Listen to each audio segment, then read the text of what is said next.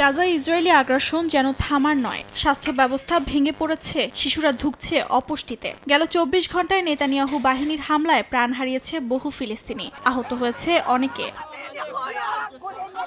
এদিকে গাজার হাসপাতালগুলোতে শেষ সীমায় পৌঁছেছে চিকিৎসা সেবা। কুয়েত স্পেশালাইজড হাসপাতাল জানায় ৭৫% প্রয়োজনীয় চিকিৎসা সামগ্রী নেই। জাতিসংঘের শরণার্থী সংস্থা বলছে গুরুত্বপূর্ণ সরঞ্জামের ১/৩ শেষ এবং বাকিগুলো শেষ হয়ে যাবে ২ মাসের মধ্যে।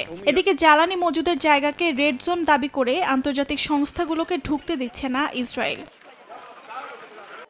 গেল ২ মার্চ থেকে যুদ্ধবিধ্বস্ত উপত্যকাটিতে সর্বাত্মক অবরোধ জারি করে ইসরায়েল। ফলে দেশটিতে ত্রাণ সহায়তা আরও সংকুচিত হয়। উপত্যকাটিতে বিভিন্ন মাত্রায় দুর্ভিক্ষ চলছে বলে সতর্কবার্তা দিয়েছে জাতিসংঘ সহ নানা আন্তর্জাতিক মানবিক সংস্থা। গাজা স্বাস্থ্য মন্ত্রণালয়ের তথ্য অনুযায়ী যুদ্ধ শুরু হওয়ার পর থেকে উপত্যকাটিতে মৃতের সংখ্যা ৫২,০০০ ছাড়িয়েছে। আহত হয়েছে লাখো ফিলিস্তিনি। এছাড়া বাস্তুচ্যুত হয়েছেন অনেকে। অর্চিতা শাহজিন, সময় সংবাদ।